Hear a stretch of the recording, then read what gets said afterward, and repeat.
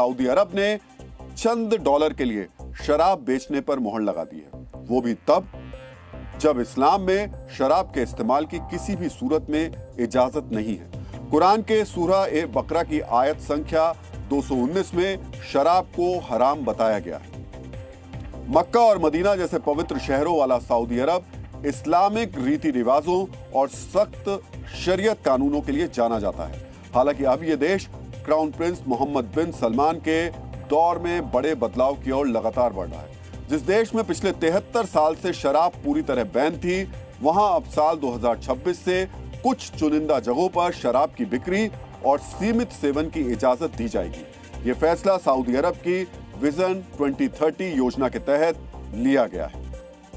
Vision 2030 plan के तहत Saudi अरब के 600 जगहों पर शराब बेचने की इजाजत दी गई है। जिन जगहों पर शराब परोसी जाएगी उनमें लग्जरी होटल्स, रिजॉर्ट्स और पर्यटन स्थल शामिल होंगे। सऊदी अरब में केवल बियर, वाइन जैसे अल्कोहलिक ड्रिंक्स को बेचने की इजाजत दी गई है। सऊदी अरब में शराब पर पाबंदी 1952 में लगाई गई थी। आपको जानकर हैरानी होगी कि इस बैन के पीछे की वजह इस्लामी कानून या शरीयत नहीं थी, बल्कि 1951 की एक घटना थी जिसमें एक सऊदी प्रिंस ने शराब पीने के बाद ब्रिटिश डिप्लोमेट की हत्या कर दी थी।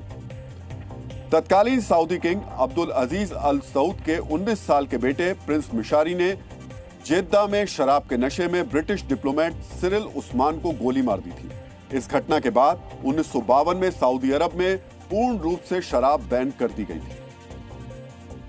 2030 के एक्सपो और 2034 के फीफा वर्ल्ड कप जैसे बड़े अंतर्राष्ट्रीय आयोजनों की मेजबानी की तैयारी में सऊदी को अपने सख्त शरिया नियमों को नरम करना पड़ रहा है।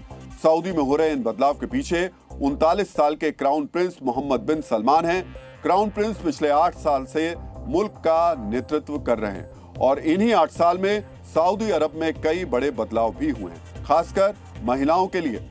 सऊदी अरब में महिलाओं की ड्राइविंग पर बैन था, जिसकी वजह से महिलाएं पुरुषों पर निर्भर थी, लेकिन सऊदी सरकार ने 2018 में इस प्रतिबंध को हटा दिया। सऊदी अरब में महिलाएं जल्द ही बुलेट ट्रेन चलाती भी नजर आएंगी। इसके लिए 32 महिलाओं के पहले बैच की ट्रेनिंग पूरी हो गई है। 21 वर्ष या उससे कम उम्र की महिलाओं को उनके पति या पिता की परमिशन के बिना पासपोर्ट बनवाने या विदेश यात्रा की परमिशन नहीं थी, लेकिन वर्ष 2019 में सऊदी सरकार ने इस प्रतिबंध को हटा दिया। पहले महिलाओं को थिएटर में फिल्म देखने और स्टेडियम में फुटबॉल मैच देखने की अनुमति नहीं थी, लेकिन अब महिलाएं थिएटर में जाकर फिल्म भी देख सकती हैं और स्टेडियम में जाकर मैच का मजा भी ले सकती हैं। 1970 में सिनेमाघरों पर लगे प्रतिबंध को हटाकर 35 साल बाद दोबारा इसे खोल दिया गया है।